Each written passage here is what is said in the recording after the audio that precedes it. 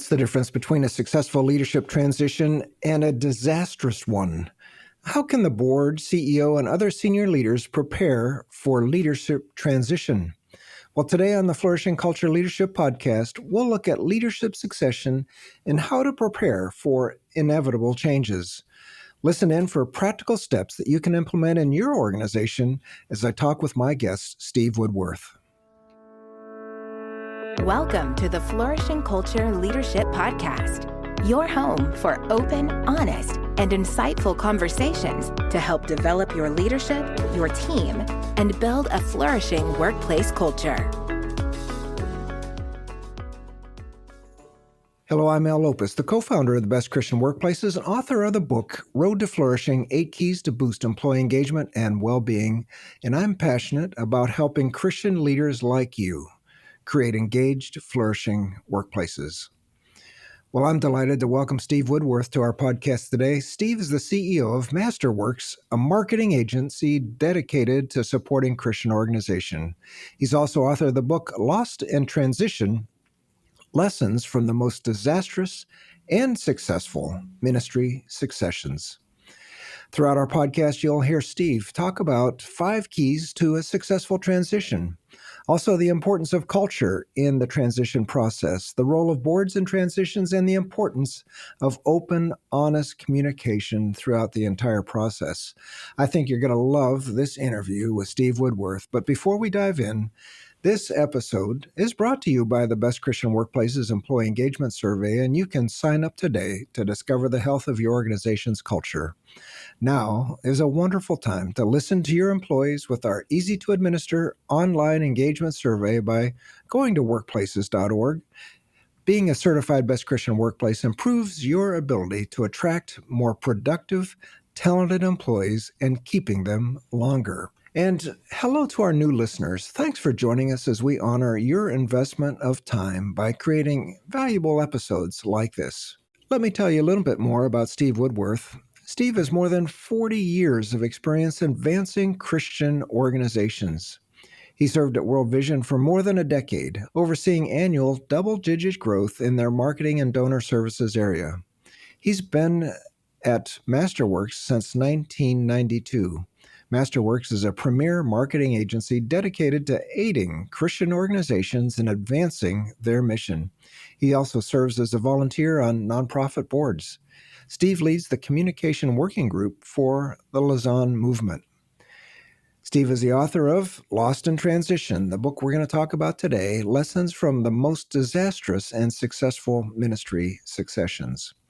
Along with wisdom gained from many organizational transitions, Steve shares his own succession process at Masterworks, where he's identified and mentored Brian Brown for his leadership potential.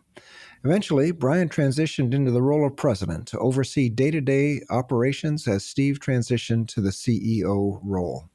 So here's my conversation with Steve Woodworth. Steve, it's great to have you back on the podcast. I'm really looking forward to our conversation today, particularly about this topic. Thank you, Al. I enjoyed last year talking to you. Really enjoyed your interview style and looking forward to this. Yeah. Well, Steve, in your recent book, Lost in Transition, and I oftentimes want to say lost in translation, but no, it's lost in transition. And oftentimes organizations do get lost in transition, but you describe the different leadership succession scenarios, and some have great outcomes, some were terrible. You also highlight important principles to guide positive leadership transition. But before we get into some of the practices that you've uncovered, let's talk about the inevitability of transition.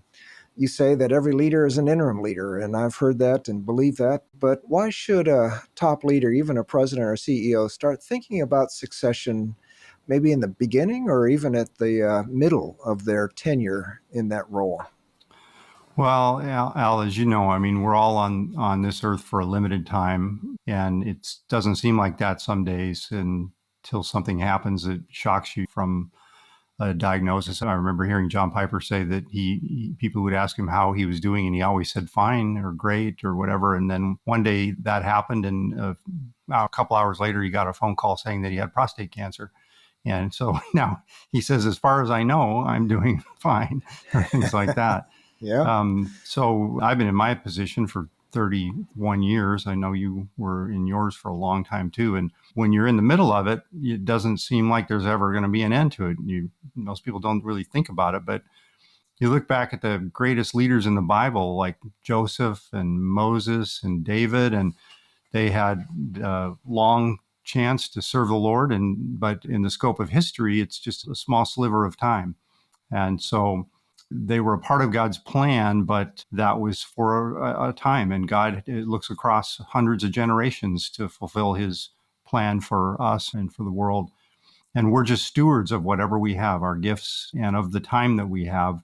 So we should always be thinking and planning with a view to what does God want me to do with what I have right now and the time and the situation that we're in?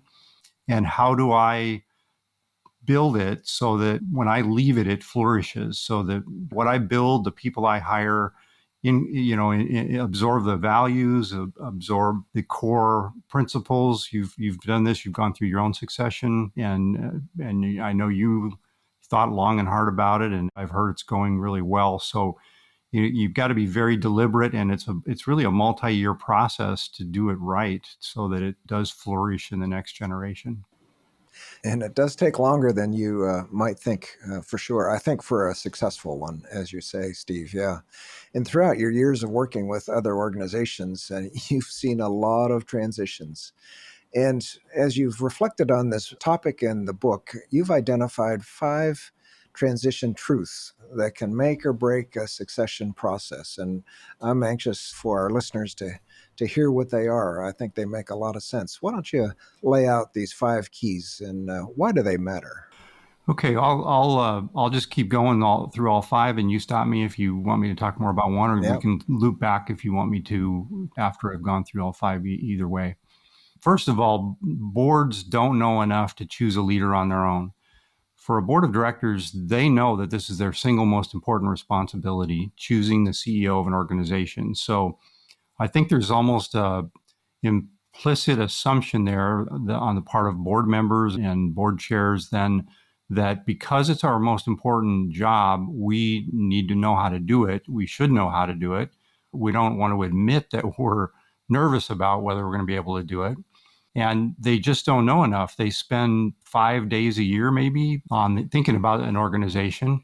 And the senior staff spends 365 days a year thinking about it, because if you're in a C-suite kind of position in an organization, you're thinking about it even when you're on vacation. And so my position is that, and I've seen this, and I tell stories where boards have gone horribly wrong in choosing a leader. They've either chose the wrong one or they've done it in a vacuum without enough information. And one of my core contentions in the book, and I tell stories that have done it right, is that the person who really knows the job the best is the current CEO. So unless that person is failing, they should be involved in the process. They should help write the job description. They should help interview the final candidates. They should be allowed to express their opinion on what's needed and who's the right fit. And I tell some stories where that happened and where it worked out extremely well. And I tell some horror stories, like a board that chose a successor, and the guy didn't even know that the board was looking for somebody, and he's suddenly told, your tenure is over and we have your successor. And he's still mad about it. Yeah. So Wow. that's the first one. The second one is the culture fit is crucial. And you're all about culture. And so you probably know more about that than I do. And you probably have more stories, good and bad, about that than I do. But I feel that when successions fail, often it is because there isn't a good culture fit. And the best way to have a good culture fit is to hire from within. So I'm a strong believer. I've asked many people what they believe the success rate is in Christian organizations and churches, and everybody comes out with about 50%. That's sort of like the guess that everybody I've talked to says. And yet, as I've looked at it, as I really got deeper into it and interviewed a lot of people for the book, I came to the conclusion that that's probably because an internal success rate is probably 80%, and an external success rate is probably 30%. When you hire a person and you groom them, or you have somebody already in your organization that you groom, over time, or multiple people, and wait to see who emerges. You know they fit the culture, and you know where their strengths and weaknesses are. And so that's a strong argument. I think the culture fit is a strong argument for thinking well ahead, finding that person, and helping groom them for the job. Yeah, I've seen over and over, Steve. A new leader comes in, they're there for a year and a half.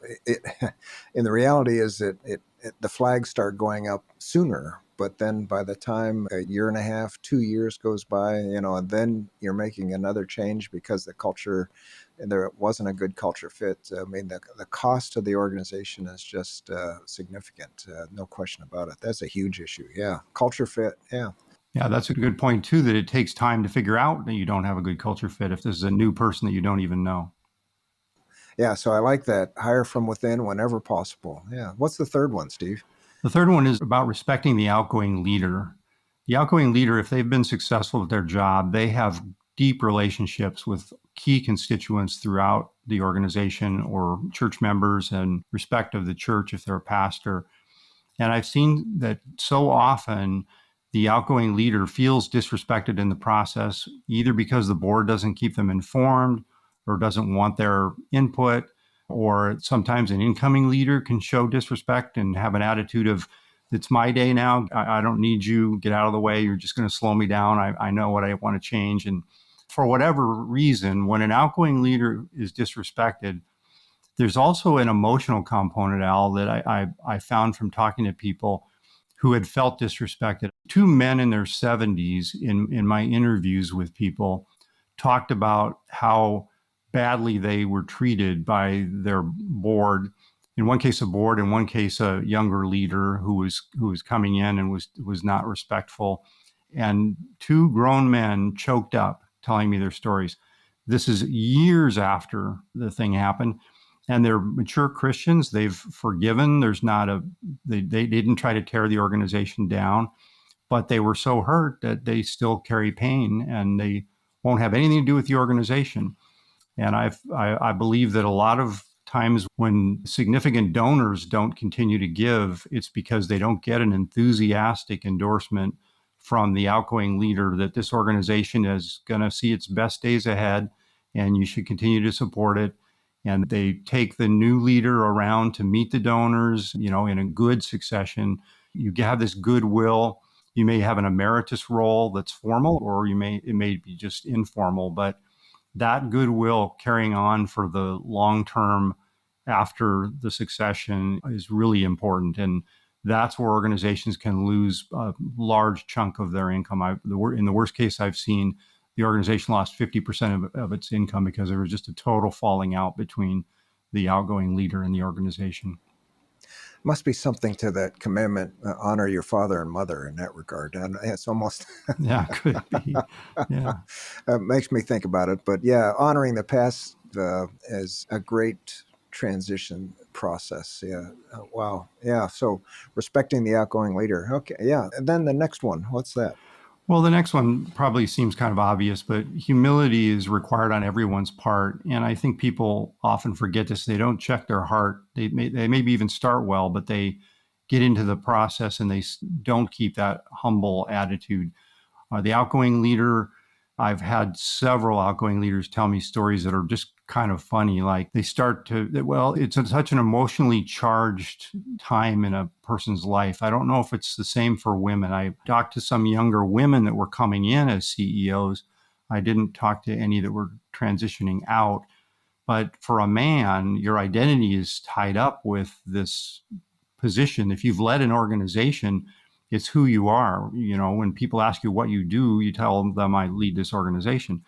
And I'm going through this myself. I've chosen my successor. We're in process right now. And I find myself, I'll just speak about myself for a minute. I find myself sometimes thinking, why didn't Brian include me in that meeting? Or what's Brian thinking about that? And doesn't he want my opinion? And boy, I have strong opinions about that.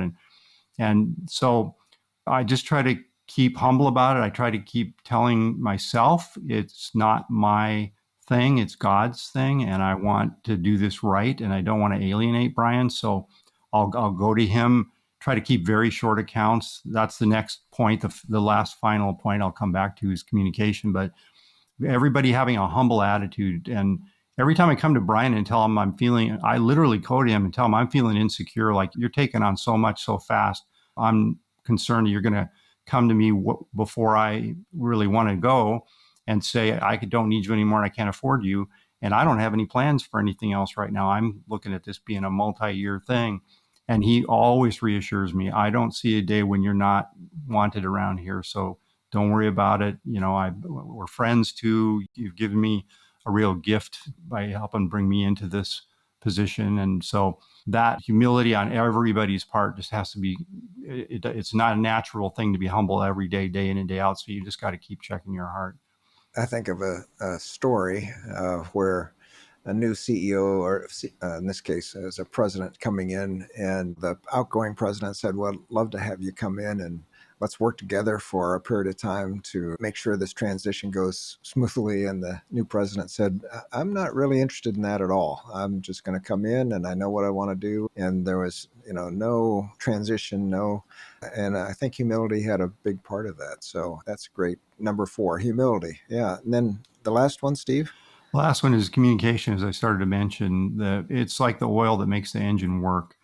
Just constant, open, honest, consistent communication between the board and the senior staff, between the CEO and the staff, the CEO and the board, the incoming leader and the outgoing leader, the overlap time. If you're bringing in somebody from the outside and you don't know them well, this is what I did with Brian. He had been on our staff 2 levels down, and I started to think he had something special. I wanted him reporting directly to me. He was a hard driving business guy, and I wanted to kind of work with him to see if I could soften that, see if I could help him develop a more relational management style, which is a deep held value for me. And so we just talked about, we spent a whole day together one day just talking about values and how they play out in the role of running the organization. We spent a couple other half days together just to get off of the agenda of the urgent, what decisions need to be made and what do we think about this? What do we think about that? But to talk about our values and what I saw in his leadership and things that I would like to see him work on that would make him a better CEO. And he's been just wide open to it. In fact, there was one thing that he had a tendency to do, to verbal process with his team. And oftentimes when the thoughts and direction wasn't very well formed in his mind, and it would freak people out. And I told him, a CEO needs to have like maybe one confidant that they can run by their kind of crazy ideas. And that person learns not to freak out, but just to share what they really think and then let you go away and process it. And he had a real hard time doing that. And after a few times of me telling him, you did it again, I said, I'll stop telling you. Maybe we need to adapt to you. Maybe you can't change that about yourself. And he said, no, I want you to keep calling me on it every single time I do it. And you know what? He doesn't do it anymore. It's been a couple of years now, and he doesn't do it anymore.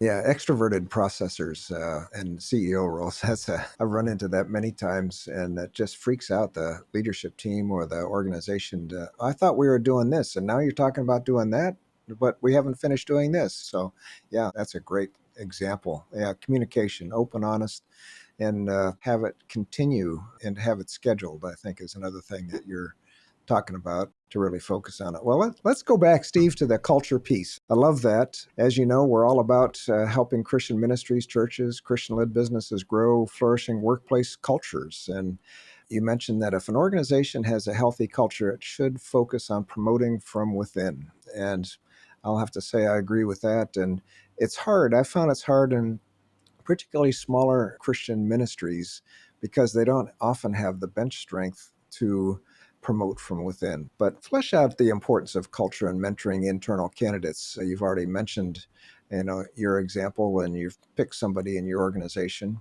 But if an organization doesn't have a healthy culture, should they automatically look outside? Or, we found that unhealthy organizations don't always realize the degree of their problems. Now, what are your thoughts? Well, I think culture surveys are very helpful. If you have tension in your culture, I think most people kind of know that, they realize there's employee turnover, there's lack of engagement and so forth. If you have things like that going on in your organization, you should definitely do a culture survey like the one you guys do, the best Christian workplaces. And I think it's healthy to do that anyway every few years. Even if you think your culture is strong, it's still helpful to get an outside reading on that. And if there are culture problems, then no, I don't think you should automatically look outside. I think if the CEO is failing and they're the cause of let's say a toxic culture, person has an anger problem or something like that as a CEO, there's still probably people on the senior staff who know exactly what's wrong and who know how to fix it and who want to fix it. And those people should still be consulted and be involved. And if you really are having a CEO that is failing at the job, then you may have to go outside, and then you should use an external recruiter. But you should still, I believe, involve the senior staff in the process, and you should still look hard for internal candidates. And only as a last resort should you go outside. There's kind of an axiom in successions in Christian organizations, Al, and I found that it's true for churches too, that you shouldn't ever hire a person internally without doing a nationwide search to make sure you have the right person. I don't even agree with that. There was just a succession at Prison Fellowship where Heather Rice Minus took over for James Ackerman, and James had been grooming her for years. And he was not in a hurry to leave. So he told the board about 2 years before he was intending to leave that he was putting Heather forward as the candidate that he was grooming. And the board chair started to build a relationship with her too. And he was an executive coach. And so he took her on as a person that he was coaching. And they got to the point where Heather is just so smart, and she's been at the organization for a long time. She was in charge of their advocacy, helped pass the prison reform bill a few years ago with bipartisan support. And the board decided to take a vote first on, do we even need to do a nationwide search? And they voted, no, we don't need to do a nationwide search. Heather's the candidate. So that is going really well. She's just a few months into it, but she's just doing a great job. Yeah, that's a great example, Steve. I remember in my corporate career, I'd see these successions of these organizations go so smoothly from one generation of CEO to the next. And they were all internal candidates, and they fit the organization, and the success was evident. They didn't skip a beat. And we've just seen so many examples in Christian ministries where it's a huge issue, and the ministries then have difficulties continuing on. So, yeah, that's a great example. And, I've heard CEOs of large ministries say, well, yeah, we had a couple of strong internal candidates, but we did hire an outside search person because they wanted to communicate the confidence that the person was the right person, even though they looked outside. So, yeah, I appreciate your perspective on that. If it's done right, and you don't have to do that. Yeah, great. So it's the board who's ultimately responsible for hiring a CEO, but sometimes board members aren't fully aware of the needs of the organization or the day-to-day responsibility of the CEO or the senior leaders. So how does an effective board prepare for CEO transition? I mean, you've just given an example, for example, but what are the common pitfalls that you see in a board and how it handles the succession process? What kind of interaction does the board need with both the outgoing CEO and the incoming CEO as a result of a successful transition? Well, I think the most common pitfall is, as I mentioned a little bit ago, that the board thinks they know how to pick a CEO, or that they should, and so they act as though they do.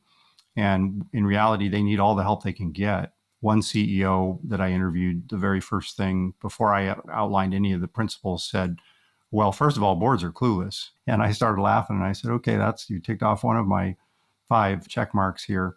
He said, I had told my board that you only know what I want you to know. And what I tell you, I'm the filter for all truth that comes to you. So they need to get to know the senior staff, and the CEO needs to pull back the curtain and allow for that. Normally, a board shouldn't be interfering with the senior staff. We've both seen situations where the board gets too involved in operational issues, or a person who knows marketing is telling the marketing person what they should be doing when the board really should be staying out of operations and going through the CEO. But by the time you're in a succession, the communication amongst all the parties becomes so important that it's important for there to be some direct conversations. with the HR person, with all the senior leaders. I think that more than anything else, the board should be talking to the outgoing CEO if they have been successful, and they should be encouraging the outgoing CEO to stay involved in the process with them. And in the best successions I've seen, the outgoing CEO even gets to interview the final candidates. And if there are external and internal candidates, gets to advocate for their internal candidate if they really believe that person is the best. And ideally, there should be years of mentoring so that the board gets a chance to see that successor in action. And increasingly, the outgoing CEO, as I just mentioned about James and Heather at Prison Fellowship, James let Heather run a board meeting by herself before she was fully in charge, and coached her on how to do it in a way that it would help bond her with the board. And the board said afterwards it was one of the best meetings they'd ever had. So yeah, everybody working together and an open, honest communication. Yeah. Well, those are great examples, Steve. Yeah. You just described an example of development. You give the person a chance to do something, to step into a new role or responsibility, not when they're fully in charge, but as they're growing into the role. That's great. Yeah. Well, healthy communication is one of our 8 attributes for a flourishing workplace culture here at the Best Christian Workplaces. And you also cite the importance of communication and facilitating a strong transition process. So, communication is number 5 of your 5 keys here. Give us some examples of what healthy communication looks like in a succession process. What are some of the pitfalls that you've seen, or where have you seen communication even break down? Well, boards often seem to think that the process should be secretive, that they should do this, themselves behind closed doors.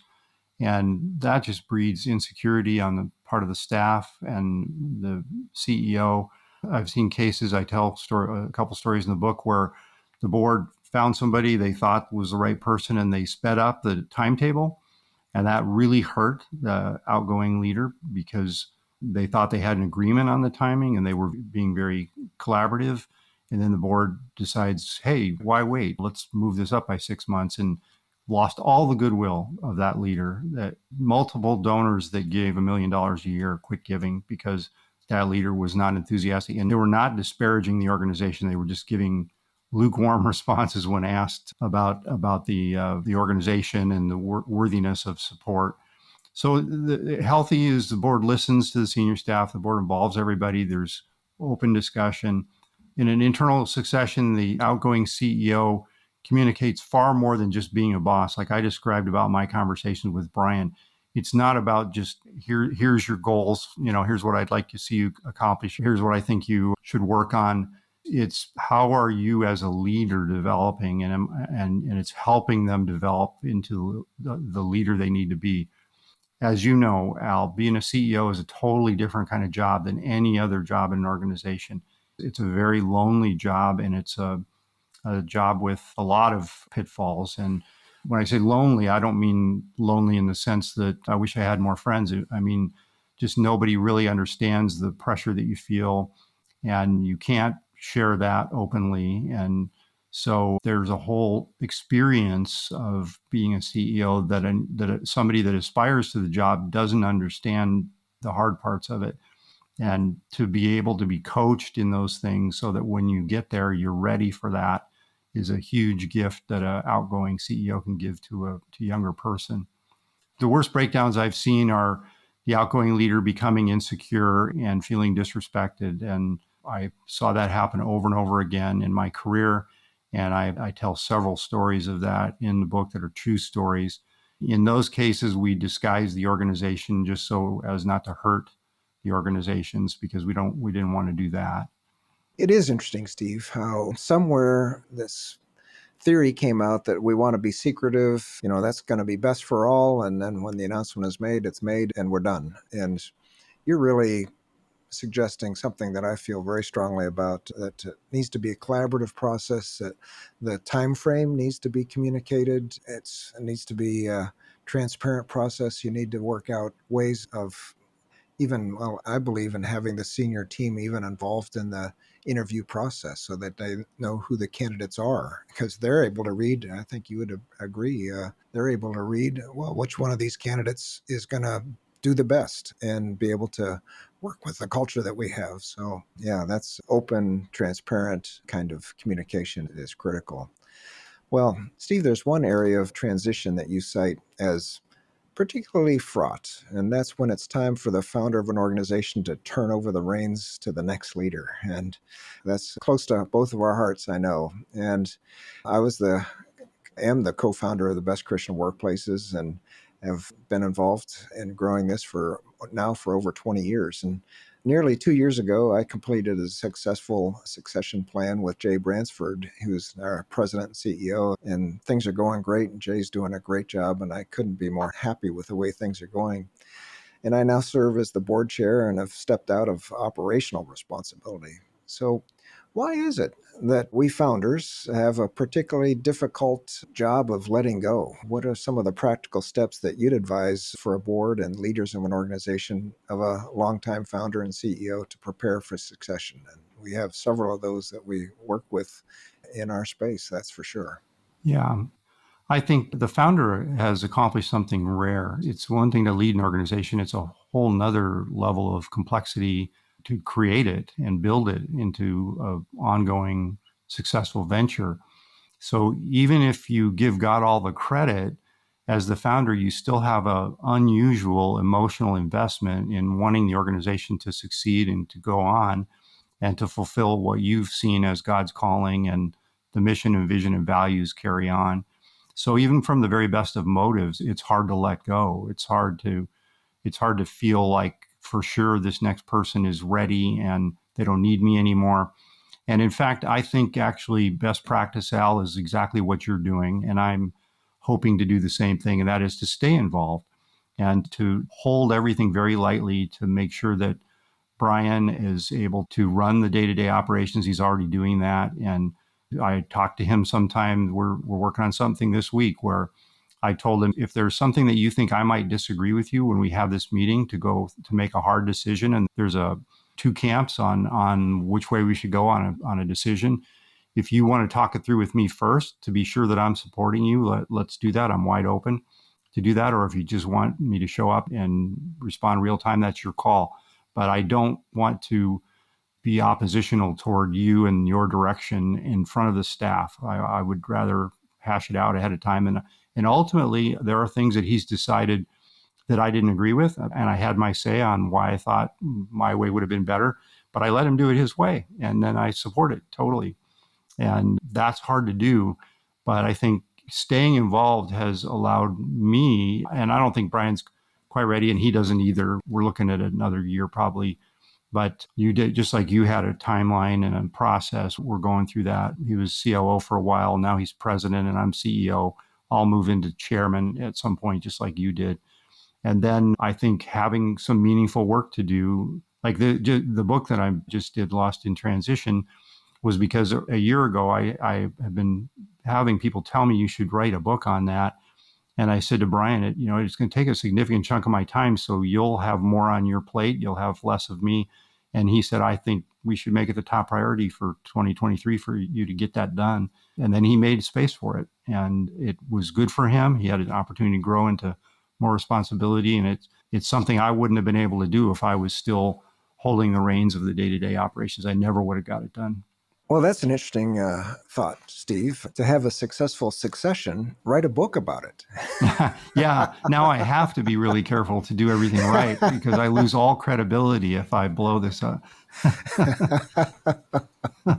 I'm very aware of that, by the way, as I wrote the book.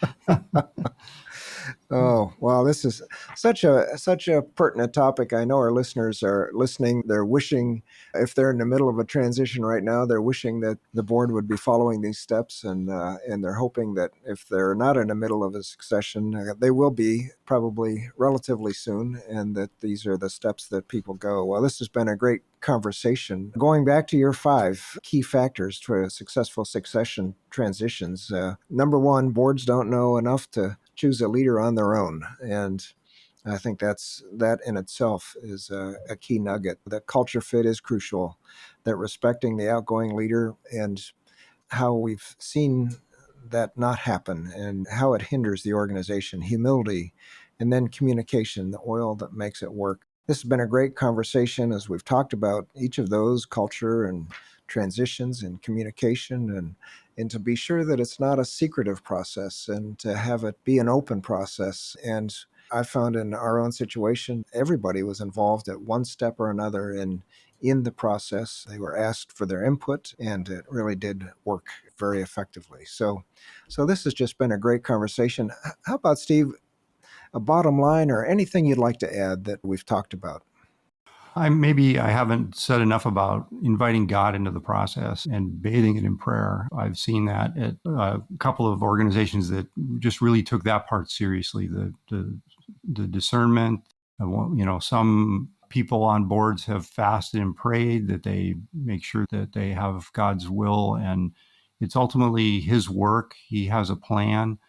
Even if you have a high view of the sovereignty of God, you can't take this lightly. I know of one organization that went out of business because, according to someone who knew the organization well and knew the founder well, he had such a high view of the sovereignty of God, he didn't think that they really needed to plan. He thought that God will just send the right person. And that didn't happen, and that ministry doesn't exist anymore. And like most things in life, this is a paradox of the human responsibility, which is what I've really focused on today. But it's also trusting God that He has a plan and being yielded to Him and being very prayerful about it and practicing the fruit of the Spirit throughout the whole process is really what humility is in there. And our job is to be good stewards and hold this lightly and discern God's will. Well, Steve, thanks so much for your contributions. And most of all, I appreciate your commitment to investing in Christian leaders for the long-term kingdom impact. So thanks for taking your time out today and speaking into the lives of so many listeners. Thank you, Al. Thanks so much for listening to my conversation with Steve, and I hope you enjoyed it as much as I did. You can find ways to connect with him and links to everything we discussed in the show notes and transcript at workplaces.org/podcast. And if you have any questions for me about our podcast or have any questions on flourishing workplaces, please email me, al@workplaces.org.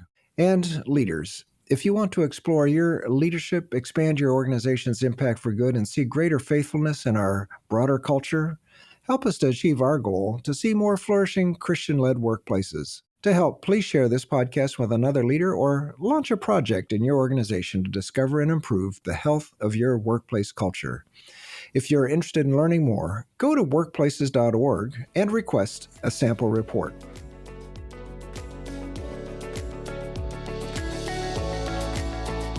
The Flourishing Culture Leadership Podcast is sponsored by Best Christian Workplaces. If you need support building a flourishing workplace culture, please visit workplaces.org for more information.